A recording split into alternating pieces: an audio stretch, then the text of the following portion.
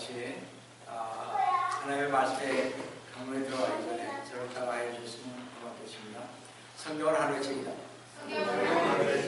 그래서 성경을 가까이 하면 세상이 멀어지고 성경을 멀리하면 세상이 가까워집니다. 하나 여쭤볼게요. 정말 성경은 하루의 책인가요? 정말 하나의 책입니다. 인간이 썼다고 자꾸 그렇게 나오니까 여러분들은 다 이것이 인간들이 만들어낸 창작품이다 이렇게 생각할지 모르겠습니다. 그래서 하늘에 있는 책입니다. 갖고 싶어도 갖지 못하는 분들이 아직도 많이 있습니다. 특히 아랍 같은 극동지역, 하나님의 극동지역에 얼마나 많이 나타나시는지 알 수 없습니다. 우리 주님이 직접. 그리고 그거 아셔야 돼요. 우리는 말씀을 줬지만 그들에게 말씀을 볼 여유가 없습니다. 하나님이 직접 역사하십니다. 전에도 말씀드렸다시피 지금 엄청나게 역사하십니다. 결론은 그들을 구원하시게 되는 거죠. 그래서 여러분이나 저나 정말 깨어서 자꾸 주님 앞에 가야 할 것입니다. 성경은 우리의 책입니다.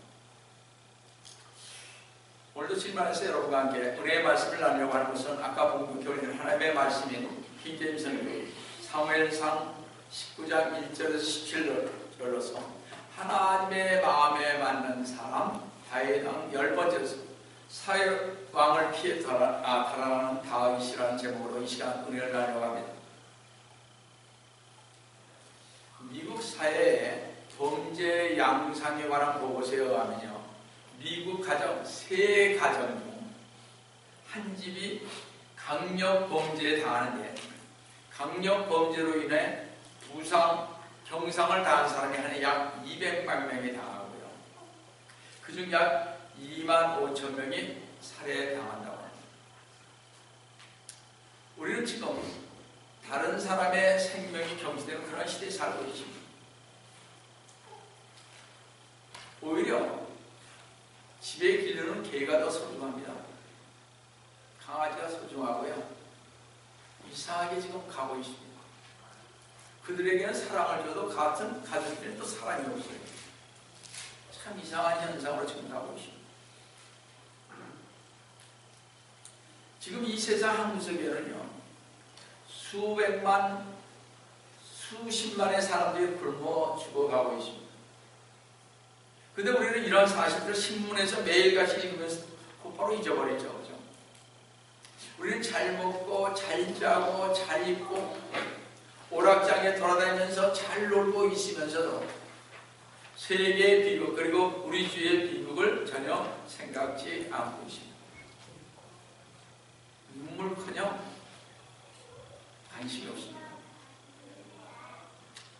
제가 가정에서 보낸 걸 여러분들이 보셨다면 아마 눈물을 흘리실 것 같습니다. 그냥 크리스찬이라고. 성도여러분, 우리 가정에서 누가 죽지 않은 한 우리는 우리 주위에 다른 사람들이 수없이 죽어가도 눈 하나 깜짝하지 않고 있는 것에 놀라지 않을 수 없습니다. 저 자신도 그래요.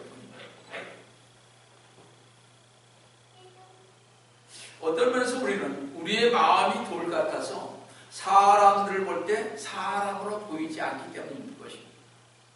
그래서 저 지구 한쪽에서 굶어 죽어도 우리는 말해요. 이 사람들이 죽으면 뭐 어때? 나 무슨 상관이냐고 말합니다. 우리나라에서도 트럼프 대통령이 선제 공격에서 먼저 하면 어때? 여러분, 그러면 제가 늘 말씀드립니다만 북한이 가만히 있겠어요? 선제 공격할 때 대포 하나라도 안 날아오겠냐고요? 그 말은 미사일 쪽에서. 제가 제일 걱정하는 게 우리 남한의 원자 발전소입니다. 그거 하나만 터져보세요. 우리나라 정면이에요. 조그만 땅덩어리. 여러분, 일본이 후쿠시마에 쓰나미가 와가지고 덮쳤을 때 지금 일본의 70%가 방사선에 의해서 몸이 점점 약해져가고 있습니다. 근데 일본은 여러분 방사선 그 측정기도 개인이 가지고 있을 수 없는 개인이에요. 이제 그런 세상이 됐습니다. 여러분들, 사람들은 자기 편한 대로 얘기합니다. 남의 죽든 말든 관계없어요. 그런 인간적인 사람들이면 그래서는 안 된다는 거죠. 전쟁이 일어나면. 주로 다치는 사람들이 누굽니까? 아녀자하고 애들이죠. 그렇지 않습니까?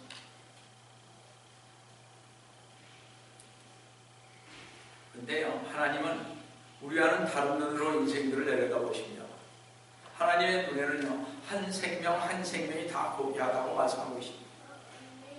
하나님은 그들이 꼭 가난하고 못생기고 병약하고 수십억 인구 중에 하나에 불과하다 하지만 하나님은 그를 가장 귀한 보물처럼 여기고 계시다는 것입니다. 그러니까 아까 말씀드린 대로 극동지역, 극동이 아니죠. 저기 중동 지역에 주님이 얼마나 많이 나타납니다.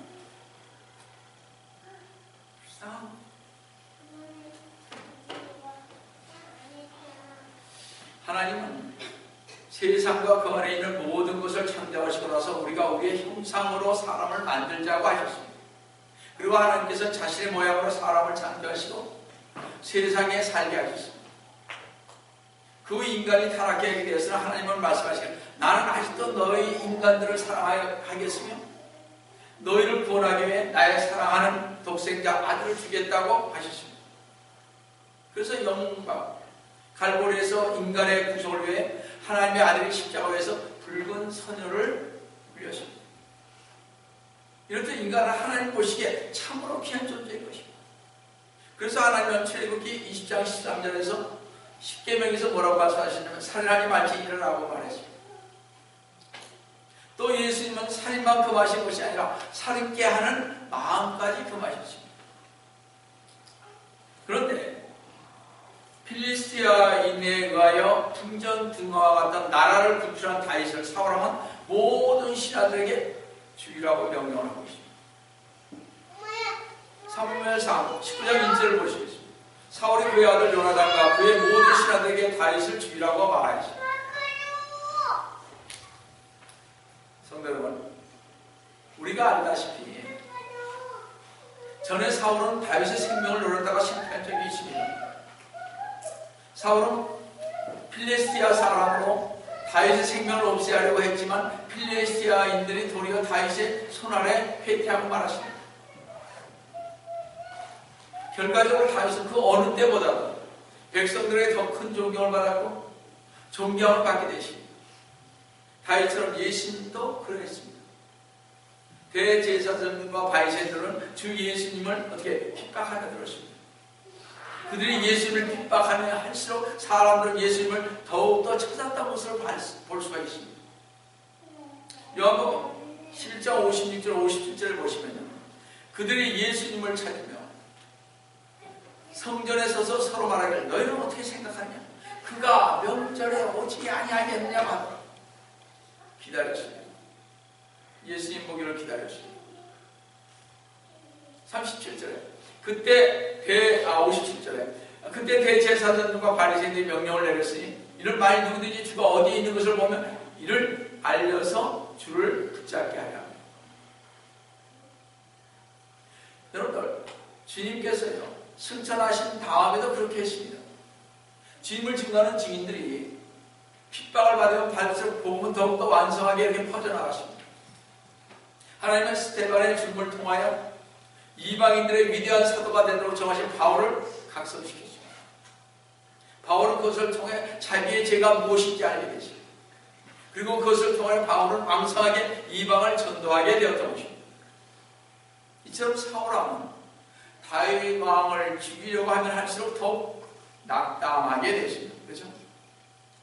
그래서 사울은 다윗을 미워하는 마음으로 자기 아들과 신하들에게 죽이라고 명령을 했던 것입니다. 그러나 여기서 또 하나님의 섭리의 오묘함을 발견하게 됩니다. 바로 하나님은 다윗의 목숨을 지키는 2명의 보호자를 줬습니다. 이상하게도 하나님은 사울의 가정의 아들과 딸로 더불어 다윗을 구원할 도구로 끌어냈다는 것입니다. 첫 번째로 아들 요나단입니다. 하나님은 요나단에게 왕이 다윗을 죽이려고 함을 알도록 선지하셨습니다. 요나단은 자기 아버지의 모의에 가담하지 않았음을 사무엘상 19장 2, 3절에서 볼 수가 있는데요. 다 같이 보시면 사울의 아들 요나단은 다윗을 심히 기뻐하였으므로 요나단이 다윗에게 일러 말하기를 내 아버지 사울이 너를 죽이려 하는구나. 그러므로 이제 내가 내게 청하노니 아침까지 조심하고 은밀한 곳에 거하여 숨어 있어. 네가 있는 들로 내가 나가 내 아버지 곁에 서서 너에 관하여 내 아버지가 이야기하고 내가 아는 것을 모두 내게 말해주더라 하다.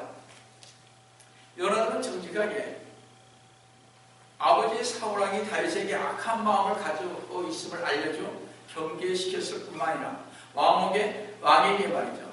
자기 아버지에게 탄원하는 일도 맡았으면 오게 됩니다. 여러분 장차 다윗이 없어져야 요나단이 사울 아버지의 대를 이어서 왕이 될 사람입니다. 근데 그가 다윗을 돕고 있다는 것입니다. 여러분 한번 생각을 해보세요. 세상 같은 사람은 절대 그렇게 하지 않았을 것입니다. 요나단은요, 아버지 사울 왕에게서 무서운 징책을 받을 것을 각오하면서까지 요나단은 다윗을 두둔한 것을 보게 됩니다. 사무엘상 19장 4, 5절을 보시겠습니다.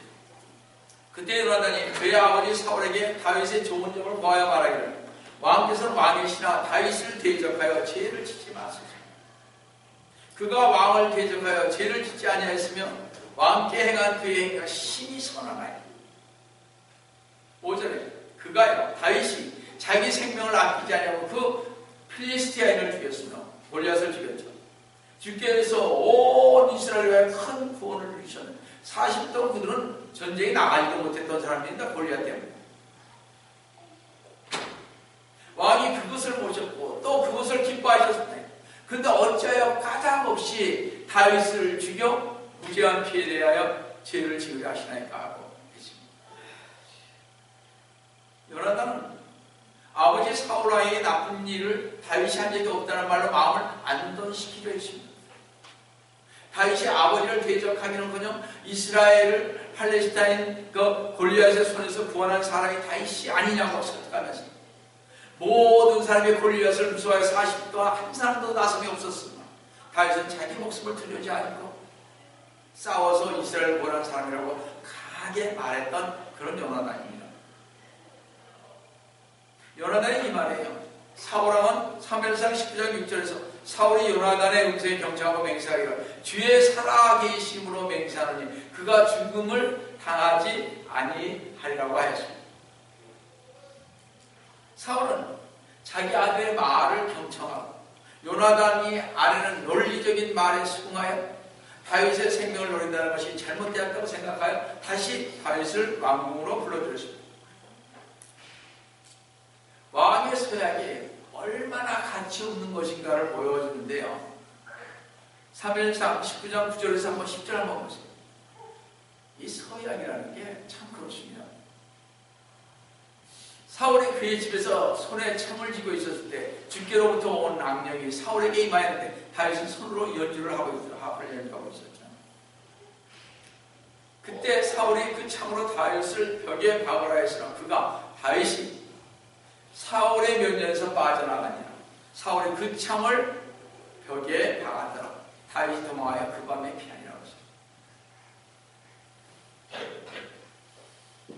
다윗이요 블레셋 사람, 즉 팔레스타인들을 이긴 것으로 인하여 다시 사울왕은 악에 찬 시기심이 발동하게 되었습니다. 분명히 아들하고 약속을 했잖아요. 그렇죠?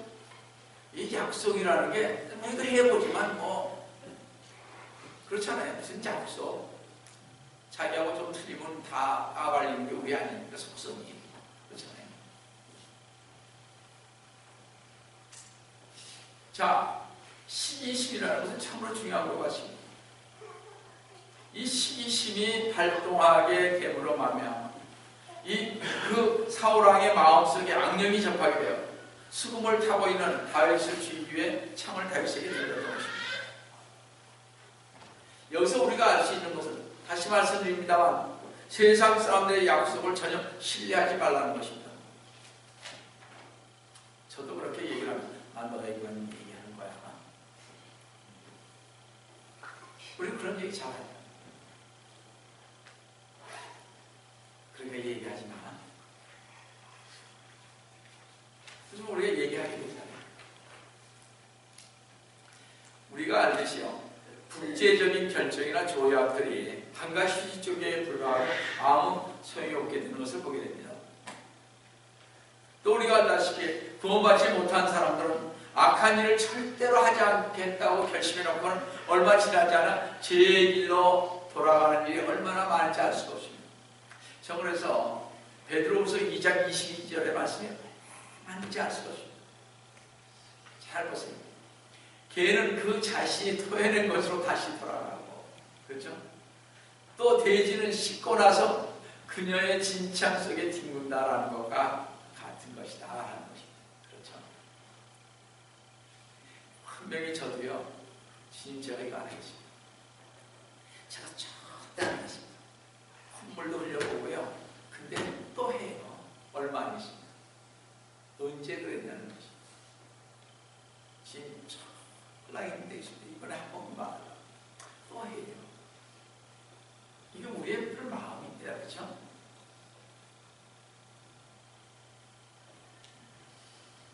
하나, 마음속에서요, 은혜의 이적이 일어나지 않으면 어떤 성향의 변화도 있을 수 없는 것입니다. 다시 말씀드려서 하나님의 은혜를 의지하며 힘을 구하고 결심한 것이 아니라면 그것이 아무리 진지하고 열심히 써 보이는 것이라도 전혀 지속적인 효과를 거두지 못하고 중대에 그치고 마는 것을 보여드립니다. 하나 얘기해 드릴게요. 양육사는 어떻게 욕을 먹어가면서 그 끝까지 지켜? 제가 1997년에 킹 제임스를 성경을 받아들였습니다. 이때까지 절기 안 지켰어요. 한마음 한쪽에서 왔어요. 이것만 안 하면 양목사 교회가 엄청 커졌을 거예요. 그 정도 나와요. 좀 많이 들어요. 근데 주님이 원치 않는 걸 제가 하면 되겠죠.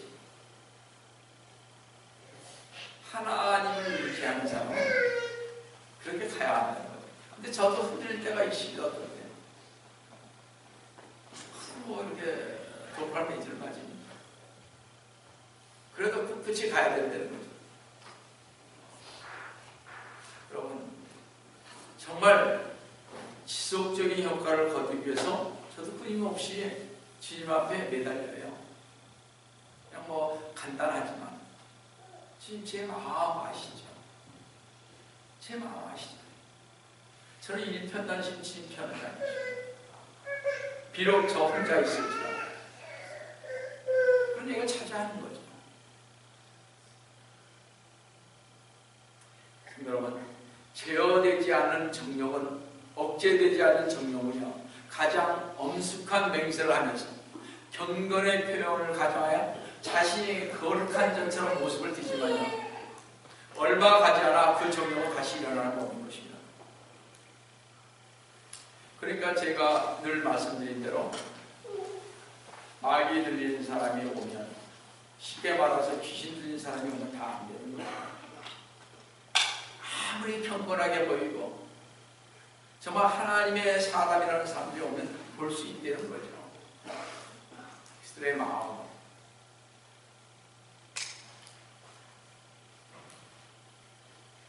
여러분들, 다시 한번 말씀드립니다.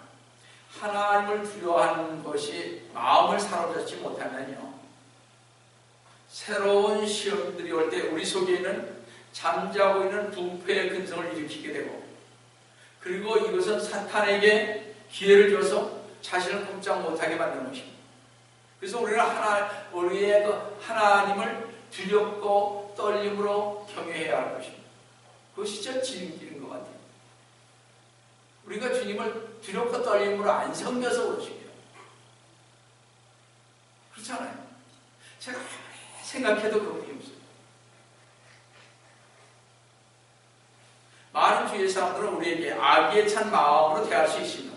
또 사탄은 우리의 멸망을 획책하고 우리의 영혼을 망치려고 가지를 쓸 것입니다. 그러나 하나님의 허락 없이는 우리의 머리털 하나도 상하지 않는다고 말씀하고 있습니다. 성도 여러분, 오늘도 시편 34편 7절 통하여 하나님은 우리에게 이렇게 말씀해 주시고 계신다는 것입니다. 제가 좋아하는 구절 중에 하나인데요. 주의 천사가 주를 두려워하는 자들을 둘로 진치고 그들을 구해내는도다 그러십니다. 우리 주님의 천사가요, 주를 두려워하는 자들을 둘로 진친다고 하십니다. 여러분에게 자녀에게 어려움이 있습니까? 주님을 두려워하는 자들을 주님께서 주님의 천사로 진치고 구해주신다는 사실을 명심하시면서 오직 주님만 신뢰하시기를 주님의 이름으로 축원합니다. 두 번째로 위대하신 주 예수 그리스도의 선지를 또 한번 보겠습니다. 하나님은 사울왕의 딸 미카를 사용하셔 다윗을 또 한번 위기를 넘기게 함을 볼 수 있습니다. 처음에는 사울왕의 아들이요, 그 다음에 이번 사울왕의 딸 미가를 통해서 역사하십니다. 전 참 이상한 게요, 다윗은 누굽니까? 다윗은 사울왕의 사위예요. 그렇죠? 아니 그 목숨 두고 어떻게 그럴 수 있어요? 그러니까 이 왕위를 찬탈하려고 하면 사위고 보고 이게 현실인 것이죠. 그러니까 우리 가끔 그걸 보면 왕자들 뭐 다 죽이고 자기 혼자 다 하잖아요. 그래도 공주들은 조금 낫더라고요. 그 공주들 사이들도 다 버려버리죠. 이게 현실이에요. 참 저는 이해를 가끔 못합니다. 아직도 뭐 사회가 왕이 되면 좀 어때요? 그죠? 그렇지 않습니까? 똑똑하면 왕이 되는 거죠. 근데 우리나라에서도 보다시피 절대 안 되는 거죠. 그렇죠? 하도 아들이 돼야 되고. 나같이 아들이 없는 집은 어떻게 하라?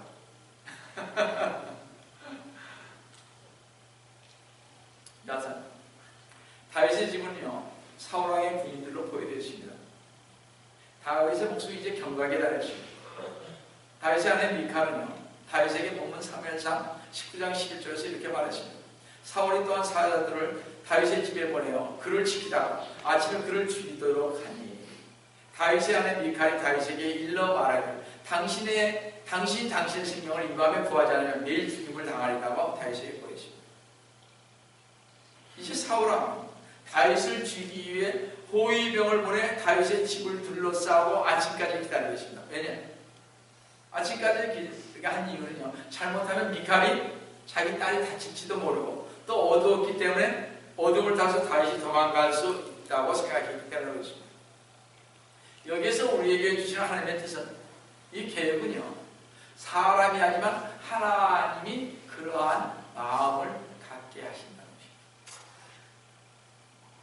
하나님은 다윗이 장차 수행해야 할 다른 직무를 계획하고 계시기 때문에 하나님의 종 다윗이 그 일을 다 완성하기까지는 죽지 않는다는 것입니다. 우리도 마찬가지예요. 저도 앞으로 이번에 아파봤지만 미국 와서 처음 그렇게 감기로 혼나왔죠. 하나님은 계획이 계시다는 게 우리 사람들이에요. 절대 여러분 계획이 끝나기까지는 죽이지 않습니다. 하나님께서 우리를 이곳에 이 땅에 이 교회에 보내주신 것은 반드시 우리를 위한 계획이 계시다는 것입니다. 그 일을 이루시기까지 우리를 하늘나라로 부르시지 않는다는 것은 사실인 것입니다. 그래서 우리가 고달프고 어려울지라도 비록 죽고 싶은 마음이 있을지라도 주님은 우리를 죽게 내버려 두지 아니하고 반드시 하나님의 계획을 이루시기까지 이곳에 놔둔다는 것입니다. 죽고 싶어도 죽지 못해요. 물론 우리의 실수로 좀 다치기는 하겠죠. 절대 죽지 않습니다. 그러나 그 계획이 다음은 데려가겠죠. 저는 그래서 그걸 믿습니다. 아직까지. 그래서 하나님은 자신의 직분을 수행하기 위해 다윗을 살려보냈음을 볼 수가 있습니다. 다윗이 몇 년간 고생했으니까 사울 왕을 피해 다니면서 유다의 왕이 되기까지 몇 년이요? 8년 고생했죠. 죽을 고비를 얼마나 많이 넘겼어요. 우리가 다윗같이 그렇게 죽을 고비 넘긴 사람 아마 없을 것입니다. 아마 이 세상에. 있을 수도 있죠. 다른 공산국가에서.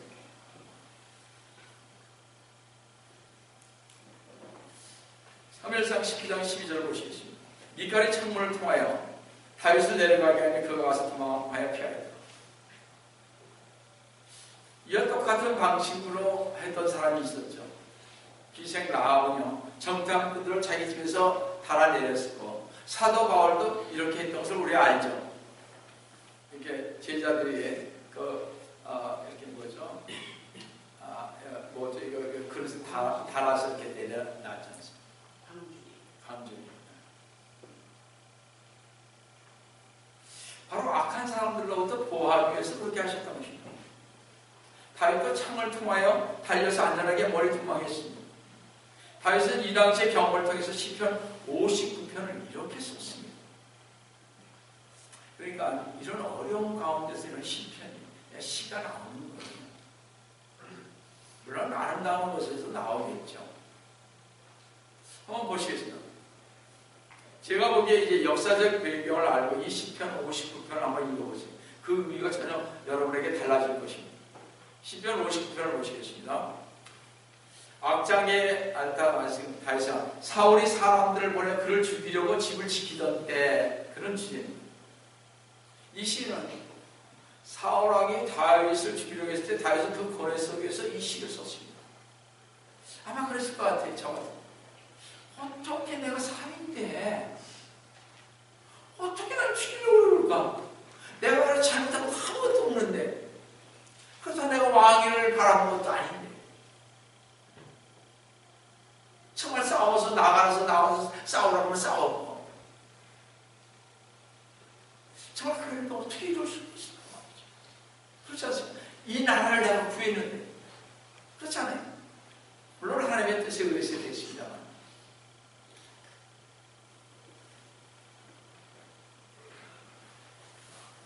다윗은요, 사울의 군사들에 의해 언제 목숨을 잃을지 알 수 없는 급박한 이에 구원을 바라고 간절히 하나님께 기도하고 있음을요, 시편 50편 1절에서 3절에 기도하고 있음을 봅니다.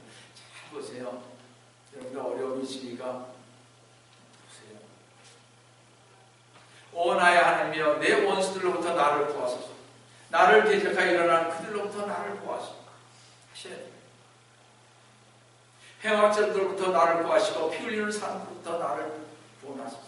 3절에 보소서, 그들이 내 혼을 해치려고 숨어 기다리며 힘있는 자들이 나를 대적하라고 보였으나 오지요, 나의 죄가 때문도 아니요 나의 죄 때문도 아니다 그랬습니다.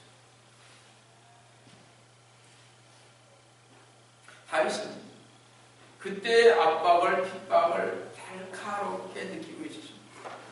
이 시편은 우리가 하나님께 속해 있다는 이유로 세상 사람들로부터 질책을 받고 괴롭힘을 당하고 적들의 압박 속에 놓여 있을 때 유익한 말씀을 주고 있습니다.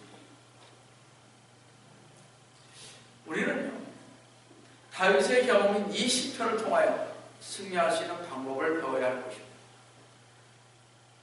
다윗은 자기 자신의 구원을 하나님께 맡겼고 또 하나님을 피할 길을 내어주셨을 뿐만 아니라 기도를 통하여서 절망적인 상태에서 벗어나 승리의 찬송을 부를 수가 있었던 것을 우리는 오늘 볼 수 있습니다. 이 모든 일은 비록 원수들이 아직 그를 추격해 오고 있을지라도 다윗은 하나님이 자신의 영혼을 구원하실 것을 확신하였고 또 자신의 삶을 최소한 사소한 일들까지도 다스린다는 것을 확신했습니다. 우리도 그런 확신이 있어야 돼요. 아파도 가정에 어려움이 있어도 나는 주님한테 간다. 여러분들, 우리가 어떻게 주님께서 우리를 사로잡고 계신다고 여러분들 보셨을 것입니다. 많은 경험을 통해서. 그렇죠? 뭐 죽을 뻔했잖아요. 불의에서. 그게 쏟아지면 어떤 문제가 있습니까? 하나님의 그 역사를 한다니까요.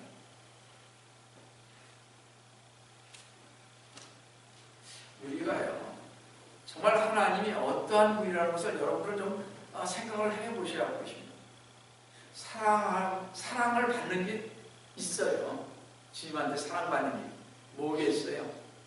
아까 말 주님을 두렵고 떨림으로 섬기시는 분은 주님의 사랑을 받습니다. 정말입니다. 그러기 위해서 우리는 이러한 일이 있을 때마다 기도를 해야 된다는 거죠. 내 자식 문제가 있고 내 가정에 문제가 있고 내 사업에 문제가 있을 때 우리는 해야죠. 옛날엔 제가 여러분들한테 기도할 것을 좀 달라고 했습니다. 한두 번 준 사람이 없었습니다. 달라고. 물론 알아요. 어느 정도예요. 근데 깊이 잘 모르죠. 여러분 시편 59편 16, 17절에 이렇게 찬송하고 계십니다. 그러나 나는 주의 능력을 노래하리니 정녕 내가 아침에 주의 자비를 큰 소리로 노래하리니 이런 주께서 내 고난의 날에 나의 요새와 피난처가 되십니다. 지금 아직 고난이 끝난 거 아니에요. 아직도 모르십니다. 이제 시작이에요. 앞으로 기나긴 세월을. 근데 다윗이 이렇게 시를 썼습니다. 17절에 오 나의 하나님이시여 내가 주께 노래하리니 하나님은 나의 요새시며 나의 자비 하나님이시다. 우리 그렇게 얘기하죠. 주님 저 사랑하잖아요. 주님은 자비 하나님이시잖아요. 왜 저를 이렇게 놔두십니까? 그러나 주님, 전 주님 앞에 갈 때까지 그래도 주님 안에서 말씀 보고 기도하며 찬송하며 가겠습니다. 우리 이렇게 하잖아요. 저를 어려움이 있을 때마다 우리 천군천사로 보호하여 주시고 성령의 불담으로 우리 주님 지켜달라. 우리 그렇게 얘기하지 않습니다.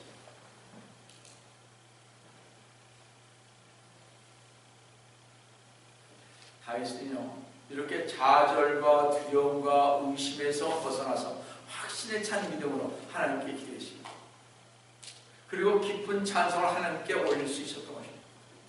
모처럼 히브리서 10장 1절의 말씀처럼 이제 믿음은 바라는 것들의 실상이며 보이지 않는 것들에 대한 증거니 하였던 것처럼 다윗은 그의 적들에 의해 둘러싸여 있는 중에서도 찬송하는 것을 배웠습니다. 그래서 찬송이 참 중요한 거죠. 정말 중요한 거죠.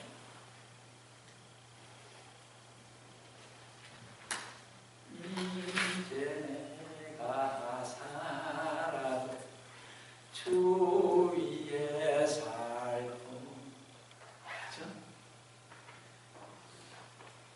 이제 내가 죽어도 주 위에 죽네. 그죠? 우리 천국 가시죠. 내가 여기서 죽어도 천국 가자. 하나님 나라에 가자. 우리가 이번에 부흥회는 아니었지만 한 20분 동안 우리 노회사님 앞에서 이 찬송 부르면서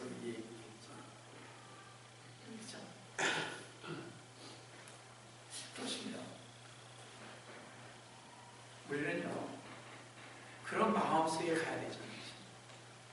그런 마음이 안 들어도 자꾸 그런 찬송을 부르면요, 그런 마음이 와닿아요. 그래, 난 이렇게 살아야지. 성경을 보면 나오는 얘기입니다.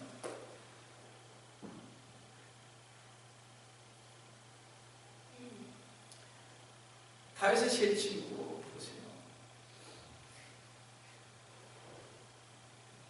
그렇지 않습니까? 다윗의 세 친구가 뭐예요? 나는 그렇지 아니할지라도 비록 내가 죽을지라도 나는 진리가 된다는 거죠. 다른 게 무엇이에요?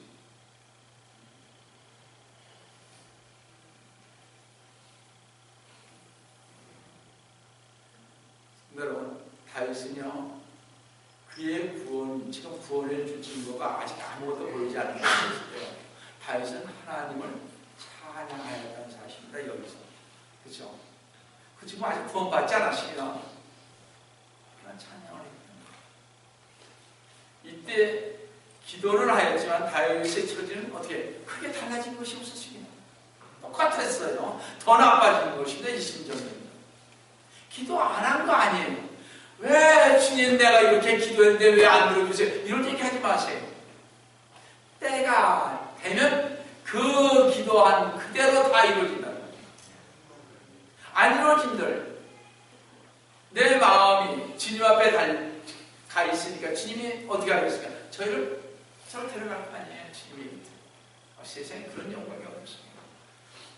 제가 어떤 분 좋아하는 분의 미국분인데 얘기를 들어보면 여러분 2.5%라고 하죠. 당신들 2.5% 했으면 하느냐. 크리스천이 2.5%를 섞였습니다. 여러분. 깜짝 놀랄 일입니다. 우리는요, 그럴 때마다 기도하는 거죠. 그런 걸 들을 때마다 더 기도하죠. 주님, 제가 주님 앞에 가겠습니다. 자, 다윗이 그렇게 부르짖었을 거예요. 아마 포위당했는데요, 이제. 그렇잖아요. 부르짖었을 거예요. 그러나 달라진 게 없어요. 그래도 그런 찬송을 했다는 거죠. 주님 안에서. 죽어도 살아도 나는 주의 것이요.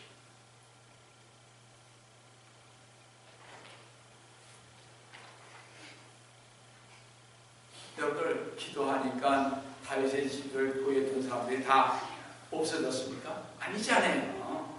그죠? 그저 있었으니까요. 다윗은요, 하나님의 구원에 대한 믿음이 매우 컸기 때문에 아직 사방에서 그의 적들의 압박이 있는 가운데도 다윗은 하나님의 구원의 손길을 믿음으로 기다렸다는 것입니다. 다윗은 그의 적들이 그의 집을 둘러싸고 그의 생명을 취하고자 노리고 있는 절박한 상황에서도 당하지 않고 고요히 구원의 확신이 증거될 때까지 충분한 시간을 기다렸다는 것입니다. 미칼이 움직였잖아요. 손길이 옆에 있다니까요. 반드시 옆에 온다니까요. 성도 여러분, 지금 어려움이 있습니까? 정말 다윗처럼 절박한 상황에 처해있습니다. 하나님의 때를 기다리십니다. 절박하고 어렵고 자녀와 가정에 또한 정말 여러 가지 교회, 저 같은 교회에 또 많은 문제들, 사회 문제들, 모든 것들, 이 문제들 얼마나 절박합니까? 우리나라가 얼마나 절박했습니까? 그렇잖아요. 여러분들, 그걸 위해서 우리는 찬송하고 기도하며 말씀 보고 주님의 때를 기다리며 갈 거 아니겠습니까? 여러분 꼭 그렇게 하시기 바랍니다. 다윗처럼 절박한 상황에 처해 있을 때마다 하나님의 때를 기다리시며 인내하시며 속히 오리라신 주 예수 그리스도의 이름으로 축원드립니다. 다 하시겠습니다. 사랑의 하나님 아버지, 주님 오늘 주시고 감사드립니다. 지금 저희들 다윗과 같은 상황에 처한 적이 별로 없습니다. 그러나 다윗처럼 기도하고 인내하면서 주님의 때를 기다리며 찬송을 불렀다고 저희들도 그러한 마음을 가지고 주님의 은총 아래 살아가기를 원합니다. 주님 저희를 도와주시옵소서. 주님 저희를 위해 함께하여 주시옵소서. 죽으나 사나 주님의 것이라고 입술로 내뱉는 저희들 대해서 정말 저희들의 마음이 주님을 향한 마음이 될 수 있도록 도와주시옵소서. 오늘도 주님께서 저희와 함께 해주심을 감사하며 주의를 받들어 간절히